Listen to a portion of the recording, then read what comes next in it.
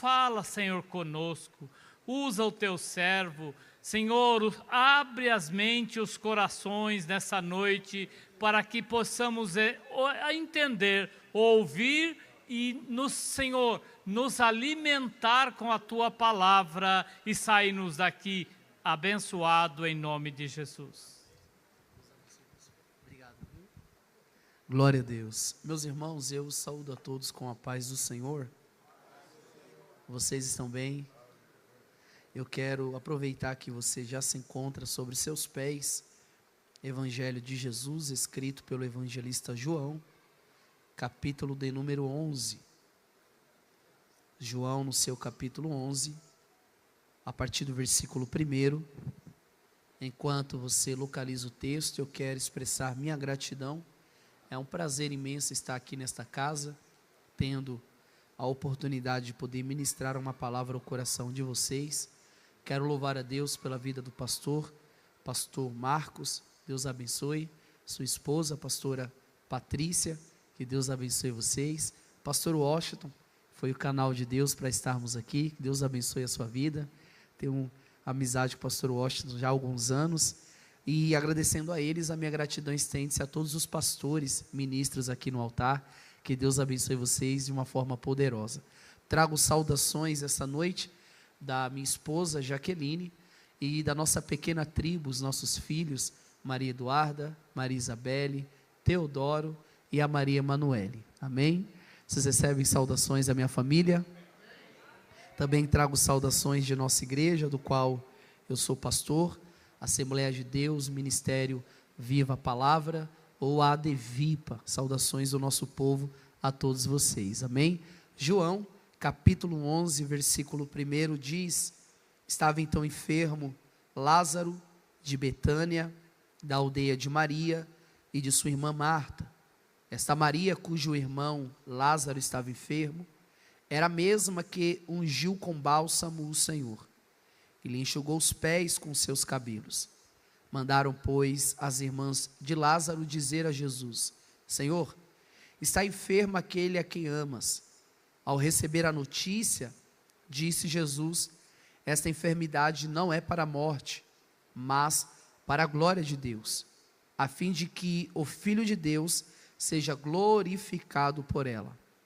Ora, Jesus amava Marta, sua irmã e a Lázaro.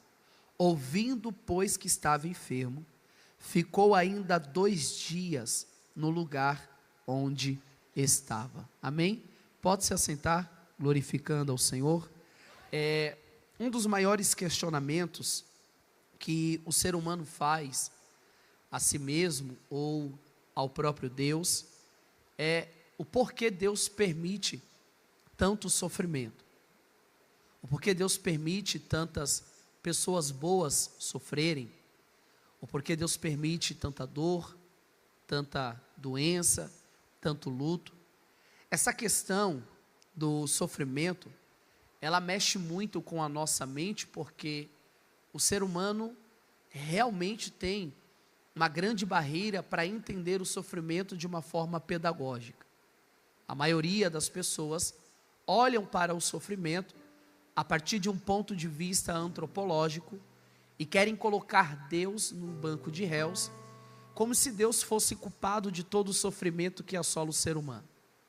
Se não tomarmos cuidado, dependendo do sofrimento que nós estivermos passando, nós iremos culpar Deus a todos os momentos ou a todo momento da nossa vida.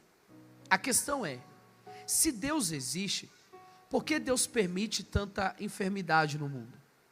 Se Deus existe, por que tantas crianças inocentes sofrem todos os dias, passam fome, são abusadas, ou passam qualquer outro tipo de situação ou de violência? Se Deus existe e é amoroso, bondoso, justo, como a palavra dele diz que ele é, onde Deus está diante da dor que alguém está enfrentando? Quando nós olhamos para o sofrimento a partir de um ponto de vista bíblico e teológico, a Bíblia irá nos apresentar alguns pontos de vista para o sofrimento que assola o ser humano. O ponto de vista consecutivo, o ponto de vista corretivo, o ponto de vista punitivo, o ponto de vista instrutivo e o ponto de vista redentivo. Pastor, eu não entendi.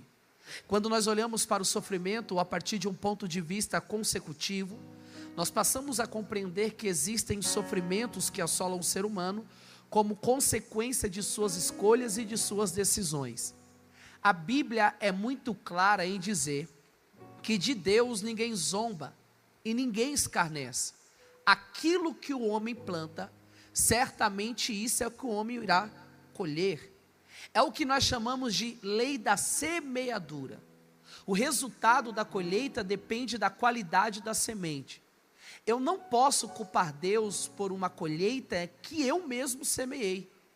Ninguém planta laranja na intenção de querer colher abacate. Quem planta laranja, colhe laranja. Quem planta abacate, vai colher abacate. Deus é tão bom que permite você escolher a semente. Mas Ele é tão justo que lhe obriga a colher aquilo que você está plantando. E se nós formos maduros o suficiente para entendermos isso, perceberemos que a maioria dos sofrimentos que assolam a nossa vida são resultado de escolhas e decisões que nós mesmos tomamos. Por exemplo, dentro da igreja ou no movimento cristão é muito normal e comum você ver pessoas que passam por alguma crise financeira sempre culparem o devorador, o migrador. A culpa é do demônio que está furioso com a minha vida. Mas devorador não compra parcelado. Devorador não gasta mais do que ganha. Devorador não ganha 3.000 e gasta 6.000 por mês. Uma pessoa que está passando por uma crise financeira, talvez o resultado ou a solução para o problema não é uma oração. Talvez a solução para essa pessoa será uma reeducação financeira. Aprender a gastar menos do que ganha, aprender a investir uma parte do seu dinheiro, aprender a se controlar e não comprar aquilo que não precisa para impressionar quem não quer saber da vida dela. As pessoas passam a vida toda, por exemplo, se alimentando de maneira errada, sem fazer um exercício físico ou coisa do tipo. E quando algumas doenças começam a aparecer, algumas até são levadas a óbito, acabam morrendo, aí é normal você encontrar o familiar, por exemplo, questionando a existência de Deus e perguntando: cadê Deus? E a resposta é: Deus está no mesmo lugar que Ele sempre esteve, enquanto aquela pessoa estava se entupindo de Big Mac e Coca-Cola. Então a gente tem que ser um pouco mais maduro para compreendermos que o que nós estamos plantando agora vai gerar nossa colheita de amanhã. A pessoa casa errado, por exemplo, teve uma vida inteira para escolher a pessoa certa, mas agiu na emoção para fugir talvez de um lar totalmente disfuncional e acabou se envolvendo com a primeira pessoa que piscou o olho para ela. O casamento não dá certo, acaba vivendo uma vida infernal e depois Deus é culpado de um casamento que não está dando certo. E olhando para isso, nós percebemos que são resultado de decisões e de escolhas que essas pessoas estão tomando. Quando nós olhamos para o sofrimento a partir de um ponto de vista corretivo, nós precisamos compreender que não dá para abraçar alguns atributos de Deus e deixar outros atributos de lado. Nós abraçamos Deus como amor, mas não queremos abraçá-lo como Pai, como justiça. O Deus que ama é o mesmo Deus que corrige. A Bíblia é clara em dizer que um dos resultados do amor de Deus para com seus filhos é a correção que Ele gera sobre aquele que Ele ama. Eu sou pai de 4 crianças, a minha mais velha vai fazer 14, daqui a 13 dias, a minha mais novinha tem 4 anos de idade. Obviamente que a forma que eu falo com a de 14 não é a mesma forma que eu falo com a de 4 anos, mas elas precisam compreender que dentro de casa existe uma hierarquia, e como pai eu preciso corrigi-las, porque se eu não corrigir, eu estarei gerando monstros para a sociedade. Uma criança que é criada fazendo tudo o que quer, sem ser corrigida, sem ter limites, acaba se tornando um monstro dentro da própria sociedade em que ele será inserido. E nós precisamos entender que com Deus funciona dessa forma. Deus não irá ceder aos nossos caprichos, às nossas birras, só para nos agradar. Quando Deus tiver que nos corrigir, Ele assim o fará.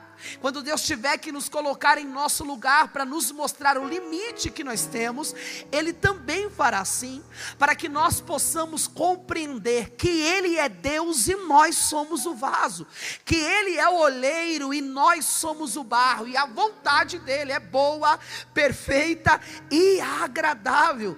Eu lembro que eu morei na casa dos meus pais até os 17 anos de idade, e por causa do alcoolismo do meu pai e da minha mãe, já servindo a Cristo, eu decidi sair da casa deles e ir morar na casa de um amigo.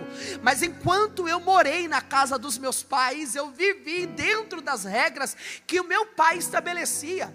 Alcoólatra ou não, é meu pai. Eu posso encontrar meu pai bêbado no meio da rua, é benção, pai, o Senhor está bem. Os meus filhos a mesma coisa. Eu me lembro que um dia eu quis enfrentar meu pai, porque ele fez ou tinha para comer algo que eu não gostava, cuscuz. Não entendi agora. Eu disse não gostava. Hoje eu amo. Hoje cuscuz com cuscuz é bom demais. Rapaz, e eu me lembro que eu cheguei em casa e eu perguntei, pai, o que tem para comer? Ele disse, cuscuz. Eu falei, eu não gosto, posso comer outra coisa? Ele falou, não, tem cuscuz. Eu falei, mas eu não gosto. Ele falou, então durma com fome. Eu falei, mas eu não quero comer outra coisa. Ele falou, na minha casa você vai comer o que eu ponho na mesa. E eu me lembro que naquele dia ele olhou para mim e falou, é o seguinte, enquanto você estiver debaixo do meu teto, que eu pago as contas, que eu coloco a comida, você vai comer o que eu ponho na mesa, vai vestir a roupa que eu te dou, e vai chegar a hora que eu mando, porque quem manda aqui sou eu. Eu casei, hoje eu como o que ela quer, visto o que ela quer, e chega a hora que ela quer. Meu pai me enganou. Mas só para resumir a história, meu pai me colocou no meu devido lugar. Ele mostrou para mim que existia uma autoridade maior ali, e que se eu quisesse ficar dentro daquele ambiente em que ele era o rei, eu tinha que me adaptar à vontade dele, às regras dele. Não era o meu querer, era o querer dele. Então eu tinha que chegar a hora que ele queria, comer o que ele colocava na mesa, sem questionar. E eu me lembro que ele falou, quando você estiver na tua casa, pagando as tuas contas, você manda no teu próprio nariz. Aqui quem manda sou eu. Isso é correção. É colocar o filho no seu devido lugar. E Deus, para não te perder, às vezes precisará te colocar no seu devido lugar, só para você entender que Ele sabe o que é melhor para a tua vida. Pastor, mas isso dói. Eu sei que dói. Pastor, mas eu já fiz birra, já gritei, já disse que não vou cultuar, eu já até disse para Deus que eu vou desviar. E aí Deus está olhando para você e está dizendo, tadinho de você, você não vai desviar coisa nenhuma, não vai se afastar coisa nenhuma, porque o que eu tenho para a tua casa, para a tua vida, para a tua família, para a tua história, para o teu futuro é maior do que aquilo que você imagina. Deixa eu correr rapidinho. Quando nós falamos do sofrimento a partir do ponto de vista instrutivo, nós precisamos compreender que na Bíblia existem diversos textos que apresentam homens e mulheres que passaram por muito sofrimento, e não era resultado de uma má semeadura, não era um pecado que eles estavam praticando, ou não era uma correção ou uma punição divina, não. Era um sofrimento instrutivo. O que é o sofrimento instrutivo? É Deus usando a dor para revelar facetas da sua glória e do seu caráter. O sofrimento também é pedagógico. A gente precisa compreender que o fato de servirmos a Deus não irá nos isentar de sofrer. Existe uma teologia que tem sido disseminada, pregada em cima de alguns altares, de que se você serve a Deus, é incoerente você passar por uma porta fechada, é incoerente você passar por uma dificuldade ou por algum tipo de provação. Essa teologia não é nova, já é uma teologia antiga. Os amigos de Jó, olhando para o sofrimento de Jó, começaram a deduzir um monte de coisa. É pecado, confessa, porque um homem justo, temente a Deus, jamais passaria o que você está passando. E o próprio Jó começa a fazer uma análise, e ele percebe que não era pecado, ele não tinha resposta para o que estava passando, e Jó nunca recebeu de Deus uma explicação para aquele sofrimento que ele viveu, mas ele viu a Deus, e isso foi suficiente para ele. Por que você está dizendo isso? Porque no capítulo 11, nós estamos lidando com um texto conhecido por todos nós. Lázaro, amigo de Jesus, alguém a quem Jesus amava muito. O próprio mensageiro, ao chegar até Jesus para trazer a notícia de que seu amigo estava morrendo, estava doente, já chega dizendo: Senhor, Lázaro, aquele a quem o Senhor tanto ama. Isso aqui é uma pressão, porque qual é a ideia? Se ele ama, ele precisa fazer alguma coisa. Sabe o Lázaro, que o Senhor tanto ama, está enfermo e mandaram eu vir lhe trazer a notícia. Jesus olha para o mensageiro e diz o seguinte: diga para eles que a enfermidade não é para a morte, mas é para a glória de Deus, para que o Filho de Deus seja glorificado através dela. Sabe por que a gente dá glória a Deus? Porque nós já lemos o capítulo 11 todinho e também já lemos o capítulo 12. A gente já sabe o desfecho da história. Mas quando esse mensageiro chega em Betânia, sabe quem está morto há 2 dias? Lázaro. Só que ele precisa entregar a mensagem. A pergunta é: a mensagem que ele traz é uma mensagem de vida ou uma mensagem de morte? Vida ou morte? Vida, sim ou não? Mas o ambiente que ele está sendo inserido é um ambiente de morte. Então ele precisa ser fiel à mensagem que carrega, mesmo em um ambiente que não condiz ao que ele está carregando. E na maioria das vezes será assim. Deus te fará carregar mensagens, canções que não condiz com a realidade que você está vivendo, mas o mensageiro precisa ser fiel ao Deus da mensagem, porque a mensagem é maior que a realidade que você está vivendo.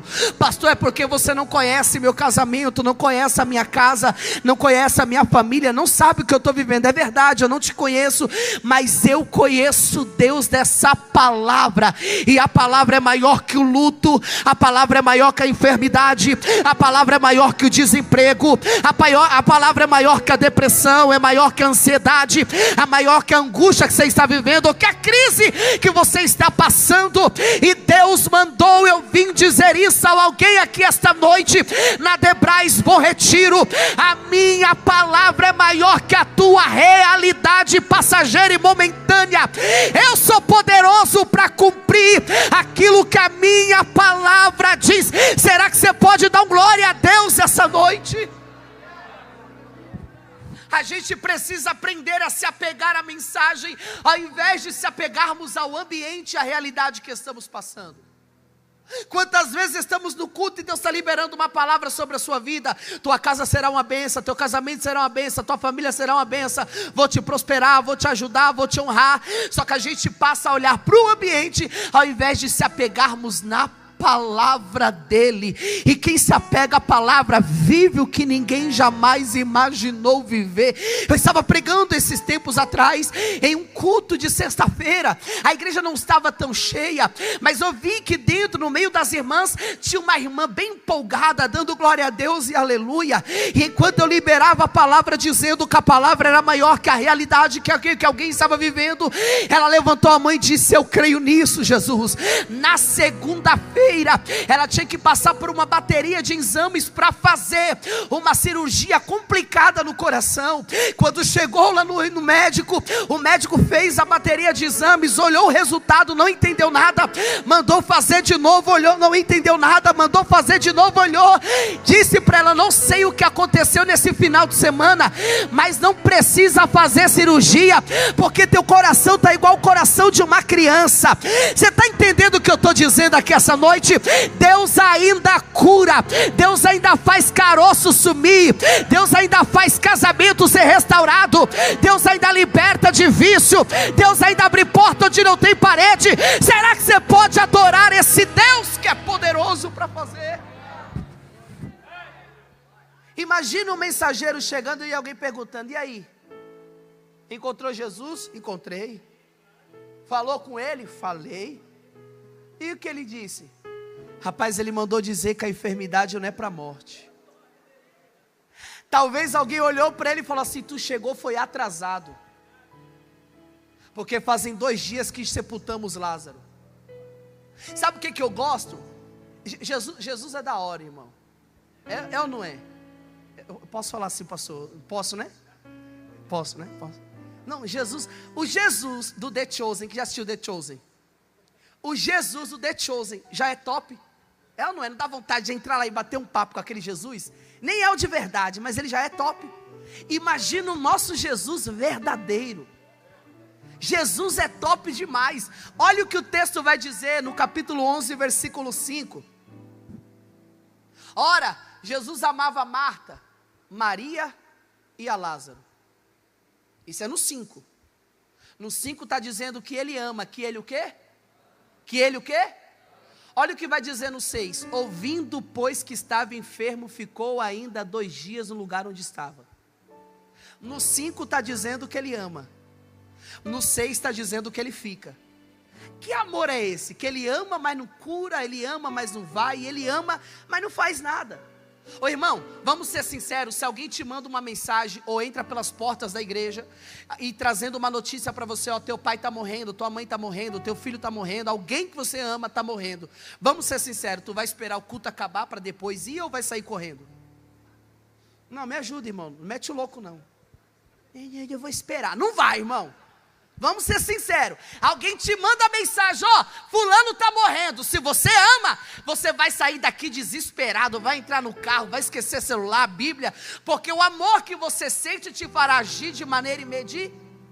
Só que Jesus não precisa provar o que ele já provou, ele ama, e quem precisa entender isso não é ele, é quem está precisando dele.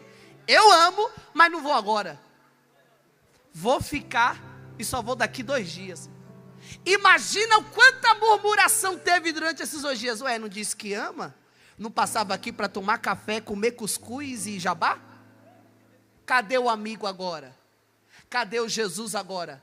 Porque o diabo, ele não espera você estar lá na praia tomando água de coco, conta tudo paga, cheio de dinheiro na conta, igual o pastor Washington, bem, não espera, para saber, e aí, cadê seu Deus agora, hein? Que Deus é esse que você está comendo camarão de R$292 a dúzia? Quem não foi para a praia ultimamente, está quase isso. É mais fácil você pescar o camarão e você mesmo fritar. Tão caro que está. Ele nunca vai se apresentar em um momento bom, ele sempre vai se apresentar em um momento de crise. Ele vai esperar uma conta atrasar, ele vai esperar um carro quebrar, ele vai esperar um acidente acontecer, ele vai esperar um luto chegar, uma enfermidade aparecer, ele vai esperar algum momento difícil para semear dúvida no teu coração, na certeza do amor dele por você. Aí a porta fecha, ele diz, ele não disse que te amava, por que a porta fechou? Tu chega no horário, tu faz tudo certinho, tu faz seu trabalho, e o fofoqueiro, o mentiroso que está lá barganhando, fazendo um monte de coisa errada, subiu de carga e você foi mandado embora. Cadê teu Deus agora? As contas tudo atrasadas, ele não disse que ia cuidar de você, que ele iria prover. Onde o teu Deus está agora? O diabo sempre vai se aproveitar de uma situação difícil para semear dúvida no teu coração, na certeza do amor que Deus tem por você. É nesse momento que você tem que se apegar ao que Deus falou. E o que ele falou? Ele disse que te ama. Mas está dando tudo errado, mas ele te ama. Mas pastor, a porta fechou, ele disse que te ama. Olhe para cá, dezembro de 2024, 25 de dezembro, dia 24 de dezembro, eu fui sequestrado, 4 horas a 5 horas dentro de um cativeiro, arma sendo apontada na cara, e bandido dizendo, a gente vai te matar se você não entregar o dinheiro. Falei, rapaz, todo o dinheiro que eu tinha vocês já levaram. Não, você tem mais dinheiro. Eu falei, meu Deus, não basta ser pobre, ainda vou morrer, porque o ladrão não acredita que eu sou pobre. Pelo menos é uma coisa boa, né? Acho que ele olhou, acho que eu tinha cara de rico. E eu dizendo, eu não tenho dinheiro, eu não tenho dinheiro. Só que o diabo já tinha armado tudo, só que Deus sempre chega adiantado. Por quê, pastor? 40 dias antes eu estava ministrando na Assembleia de Deus Santa Amaro, consagração, em um feriado em novembro, um frio em São Paulo terrível, e eu estava passando por uma crise muito grande, porque em 2024 nós abrimos mão de uma casa que nós construímos. Eu levei 4 anos para construir a casa, vendendo chocolate de igreja em igreja, para construir a casa e sair do aluguel, e morei durante 5 anos, mas devido ao álcool do meu pai e da minha mãe, nós tivemos que abrir mão da casa para voltar a pagar aluguel. E eu estava agora, Senhor, e agora? Como é que eu vou pagar um aluguel? Como é que eu vou pagar parcela de carro? Como é que eu vou sustentar as crianças? Porque meus filhos até vidro, se você der, eles comem, irmão. Se você der pedra com açúcar, eles mastigam e dizem, dando glória a Deus. Então imagina a minha preocupação vivendo de fé. Eu falei, e agora, Senhor? Eu já não estava conseguindo dormir. Só que eu fui nessa consagração para ministrar e fui ministrado. Deus tomou uma irmã, uma senhora cheia de Deus. Essa irmã veio marchando na minha direção, colocou a mão no meu ombro e disse, por que está preocupado? Eu já deixei faltar o calçado? Eu já deixei faltar as vestes? Eu já deixei faltar comida na mesa? Eu sou o provedor e cuido de tudo. E para saber que sou eu que falo com você esta manhã, uma grande surpresa eu tenho para ti. Mas um vento vai bater para tu saber que eu cuido de você. 40 dias depois eu estou dentro do cativeiro, arma apontada na cara. Quando eu pensei em me desesperar, Deus me fez lembrar da profecia daquela senhora. Eu coloquei a cabeça entre joelhos e a única coisa que eu orava eu dizia, Senhor, eu quero comer a minha ceia de Natal com meus filhos hoje, eu não vou morrer aqui dentro. A tua palavra diz que ainda que eu ande pelo vale da sombra e da morte, não temerei mal algum, porque o Senhor está comigo. Quando um dos bandidos tentou me agredir, alguém gritou no meio deles, não bate nele, porque ele é pastor. Fique em paz, pastor, ninguém vai tocar em você, ninguém vai mexer com você, a gente já vai te liberar. Me liberaram, quase 11h30 da noite, cheguei em casa 10 para meia-noite, chorando e agradecendo pelo livramento, sem carro, sem dinheiro, sem celular, mas vivo para a glória de Deus. Mas lembra que Deus falou que tinha uma surpresa, mas antes tinha um vento, o vento já tinha batido, agora faltava surpresa. No outro dia eu acordo preocupado, porque o carro era alugado, quase 4.000 de franquia para pagar, arrebentaram todo o carro, levaram o celular, dinheiro. Falei, Jesus, acabaram com o meu fim de ano. Jesus falou, acabou não, eu sou Deus de surpresa. Daqui a pouco minha esposa disse, senta aqui na beira da cama. Quando eu sentei, ela olhou para mim, eu falei, pronto, não apanhei lá, mas vou apanhar aqui. Falei, Jesus, me livra aqui em nome do teu nome, me livra que esse dia. Ela olhou para mim e falou, quanto que você tem que pagar do carro? Eu falei, quase 4.000 reais. Ela falou, o dinheiro já está na conta. Eu falei, tá doida, mulher, levaram todo o dinheiro? Ela falou, não, Jesus começou a mover o povo na internet, e alguém sentiu no coração de fazer uma vaquinha, e eu não sei o que está acontecendo, que até fora do Brasil tem gente mandando dinheiro para conta. Falei, como assim? Ela falou, já dá para pagar o carro, dá para pagar o aluguel, já dá para pagar as dívidas, já dá para quitar todas as dívidas de janeiro. Jesus mandou a maior provisão que a gente já tinha vivido em todo o tempo em que caminhamos com Ele. Olhe para cá, o fato dele não chegar no momento que você acha que ele deveria chegar, não significa que ele está atrasado. O nosso Deus é especialista em surpreender aqueles a quem Ele ama. Levante a mão por gentileza. Tem surpresa de Deus para a tua casa, tem surpresa de Deus para a tua família, tem surpresa de Deus para o teu ministério. O Deus a quem você serve, Ele é poderoso para cuidar de tudo nos mínimos detalhes. O texto diz que Ele ama, mas Ele fica. Ele o quê? Fica. Porque a gente está acostumado a ver a prova do amor de Deus na medida que Ele faz algo por nós. Então quando você passa no curso que você sonhava, quando você recebe a promoção que você queria, quando você conquista o carro que você queria, quando tudo está dando certo, aí você diz, rapaz, Deus me ama tanto, está tudo dando certo. Ué, e quando começa a dar errado, Ele deixou de me amar? Não, Ele continua te amando, mas Ele quer saber se você confia no amor dEle, mesmo quando está tudo dando errado. Porque se você olha para o texto só com esse ponto de vista, Ele ama, mas não vem, é perigoso você estar desviado dentro da igreja. Ele diz que me ama, mas não abre a porta. Ele diz que me ama, mas não me cura. Ele diz que me ama, mas não faz nada. Olha a vida que eu estou vivendo. Você está olhando para o texto só com esse olhar. Pastor, tem outro olhar? Tem. O mesmo texto que diz que Ele ama, mas não vem, está dizendo que Ele não vem, mas Ele ama. E o que move o crente na igreja não é o que ele faz, é o que Ele é em nós e por nós. Tá doido, pastor? Quando o diabo olhar para você e falar assim, Deus diz que não te ama porque Ele não abre a porta, sabe qual vai ser a resposta? A porta está fechada, mas Ele me ama. Ele não diz que te ama porque não te cura, sabe qual vai ser a resposta? Estou enfermo, mas Ele me ama. Estou na prova, mas Ele me ama. Estou passando pela dificuldade, mas Ele me ama. Estou passando pelo luto, mas Ele me ama. Eu estou enfrentando a maior crise existencial que eu já enfrentei, mas a certeza que eu tenho é que o meu Deus me ama.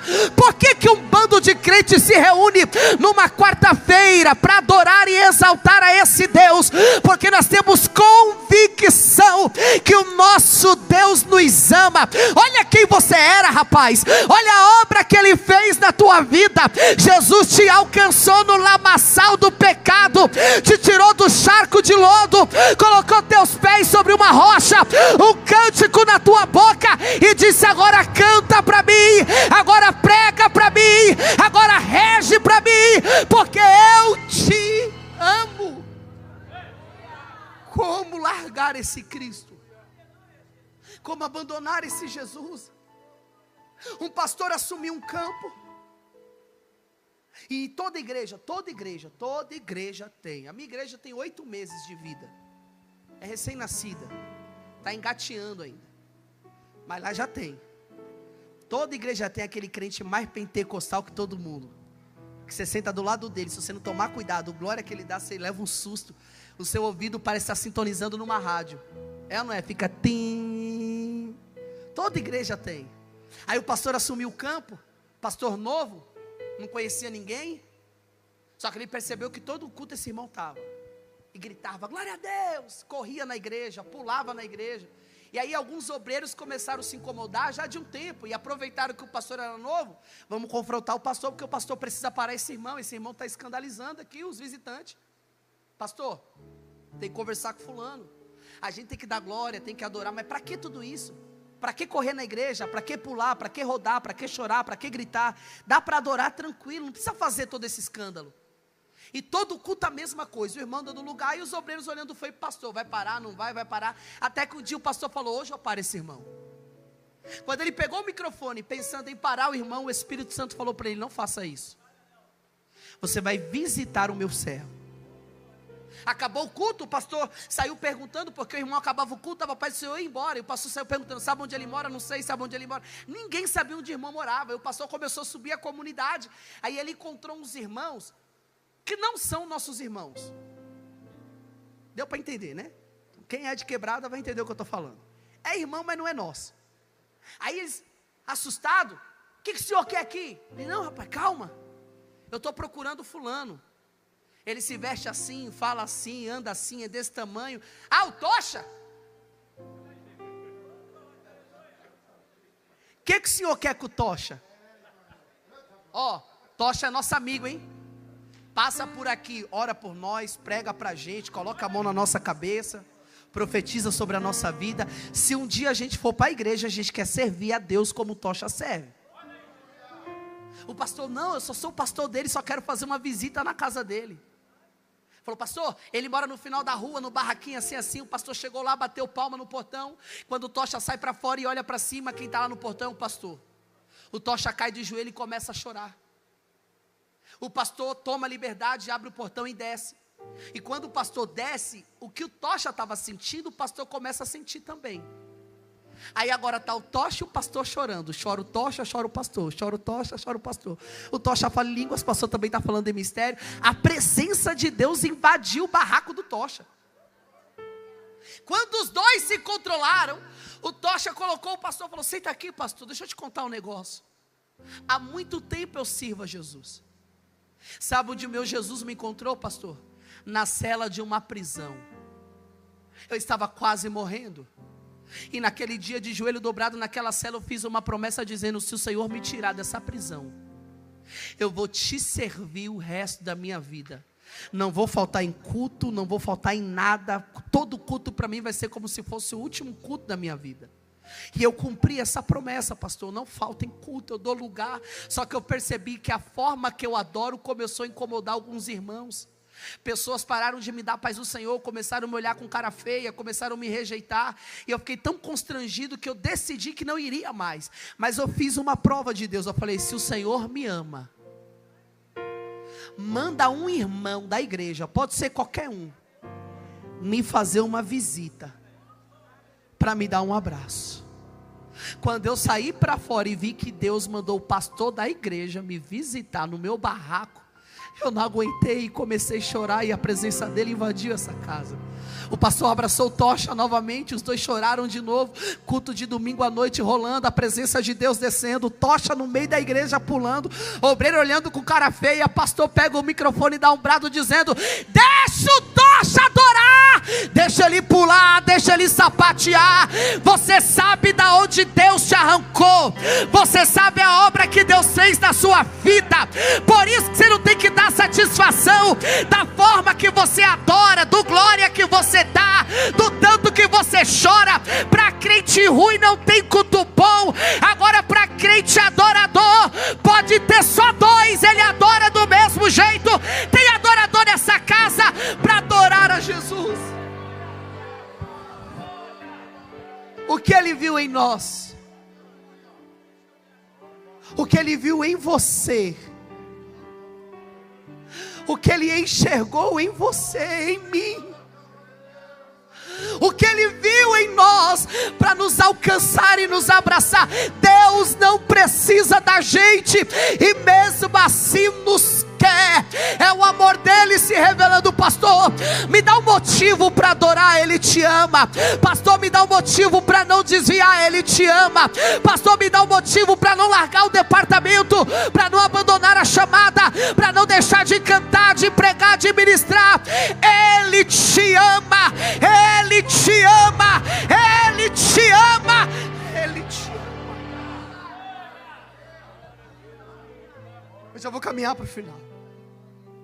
Eu passei uma crise muito grande com a minha esposa.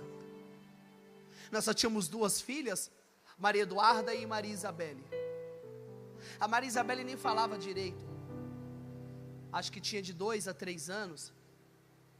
E nessa fase, só quem entende é a mulher.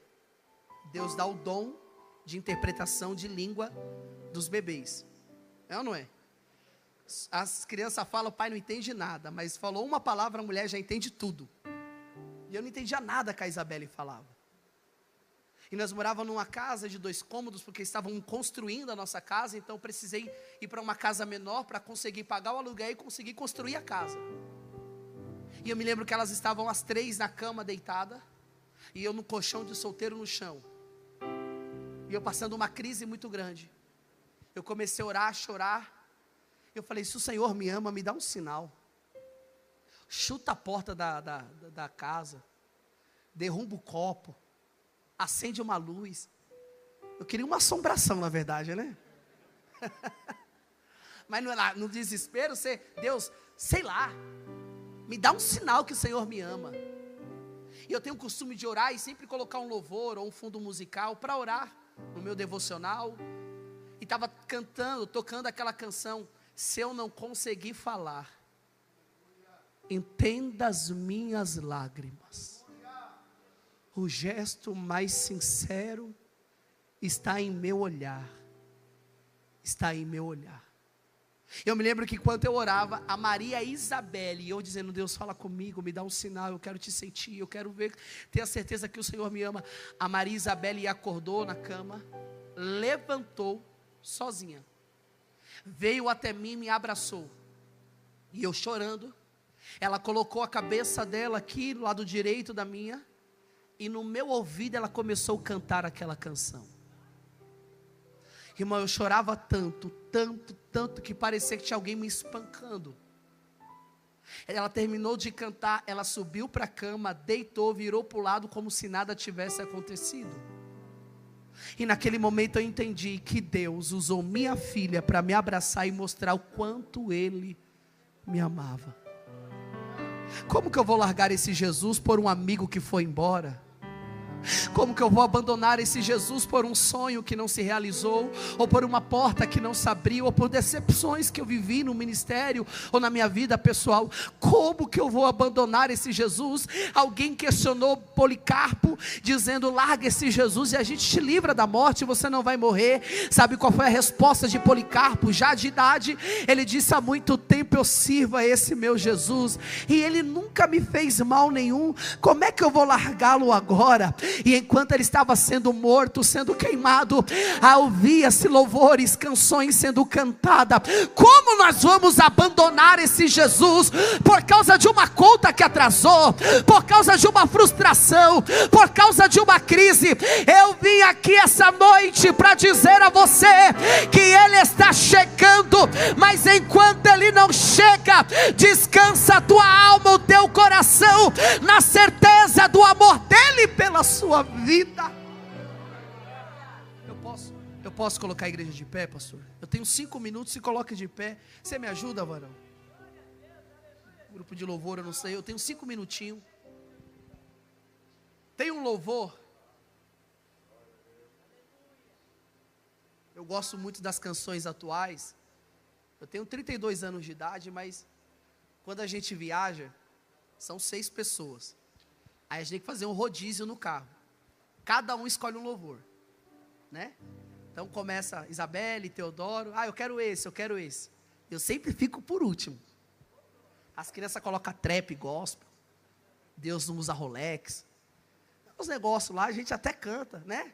Aí quando chega na minha vez, eu já vou para os antigos. Esses dias eu coloquei: se isso não for amor, o oceano secou. Eu sinto Jesus aqui nessa casa. Mas tem um louvor, varão, você vai conhecer. Acho que é da Rose Nascimento, que dizia assim, mas ele vem aí e vem para decidir se o seu caso está perdido. Ele faz o impossível, pois ele tem poder. Ele te faz. Você crê nisso? Se ele é o teu amigo, o seu nome é Jesus Cristo. Quem lembra dessa canção? Pegue na mão de alguém que está do seu lado. Ele vai além da medicina. Eu quero que você ore por essa pessoa agora. Ore por ele. E em nome de Jesus, se entrou alguém enfermo em nosso meio, é no nome de Jesus que eu repreendo essa enfermidade. Que esse mal bata em retirada na noite de hoje. O teu amigo chamado Jesus está chegando para mudar a sua história, para mudar a sua vida. Eu não sei o que você tem vivido ou passado, mas Ele manda te dizer que você não está sozinha. Quando já não tem saída, quando a morte vence a vida, Ele ainda tem a solução. Eu vou deixar vocês à vontade agora. Vocês podem escolher o que vocês quiserem, tá bom? Tem alguém em nosso meio que está afastado dos caminhos do Senhor? Tem alguém? Pastor, eu quero me reconciliar essa noite. Eu quero fazer uma aliança com Cristo. Ele te convida essa noite a fazer essa aliança. Ele te ama demais. Eu não vou dizer para você que servir a Ele é que vai dar tudo certo. Quando nós começamos a igreja, alguém falou assim: está preparado? O povo gosta de colocar medo na gente, né? Gosta, irmão. Só que eu estava debaixo de uma palavra. Falei: se eu for olhar para mim, eu não vou não, mas eu vou olhar para quem liberou a palavra. E se Ele falou que vai cuidar, Ele vai cuidar. Alguém falou: rapaz, você vai ver o que é prova agora. E realmente, nós começamos a igreja e começou um monte de coisa, irmão. Eu comecei a orar, 21 dias de propósito, depois mais 7 dias de propósito, e nesse último propósito que eu fiz de oração, 7 dias trancado dentro da igreja, orando todo dia das 11 à meia-noite, das 11 à meia-noite, das 11 à meia-noite, orando, falando: Senhor, manda provisão, Senhor, cuida. No 4º dia de oração, Deus usou um pastor, um amigo meu, pastor Eduardo, e ele disse: o diabo quer matar vocês, mas Deus é Deus de livramento. Quem crê em livramento? Sábado era o 6º dia de oração e eu tive uma agenda na Debrais, lá no Morro Doce, na sede do Morro Doce. Após ministrar, Deus salvando, batizando, foi algo extraordinário. Eu todo feliz, voltando da agenda, meu carro rodopia na Anhanguera, perco o controle, arrebento à frente do carro. Quando eu pensei em questionar, Deus falou: corre, porque senão você vai se atrasar. 11 horas na igreja, estou te esperando. Eu cheguei na igreja, irmão, abaixei as portas, um frio, acho que estava 4 graus esses dias em São Paulo. Eu sentei no meio da igreja, com raiva, eu estava com raiva, eu não vou mentir para você, eu estava com raiva de mim, eu estava com raiva da Anhanguera, eu estava com raiva da pista, da chuva, eu estava com raiva de todo mundo. Eu falei: eu estou orando e ao invés de melhorar a situação, piora. Aí Deus invadiu aquela casa e falou: ao invés de reclamar pelo carro que você bateu, me agradeça pelo livramento que eu te dei.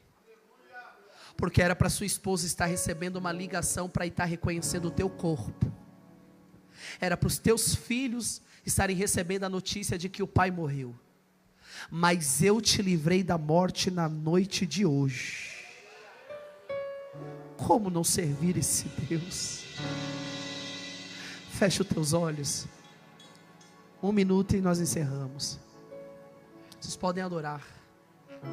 Tem ciúmes de mim, o seu amor é como um furacão, e eu me olha o que ele diz para você através dessa canção. sua misericórdia.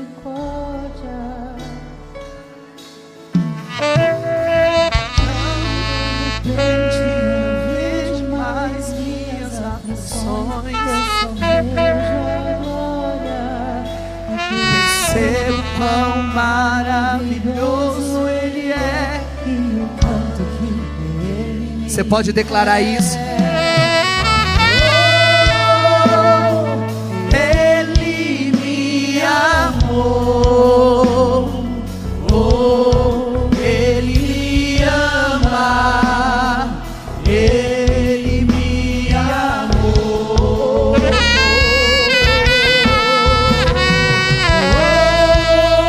Declare isso essa noite. Ele te ama. E Ele não abre mão da sua vida, da sua história. É por isso que nós estamos aqui na noite de hoje.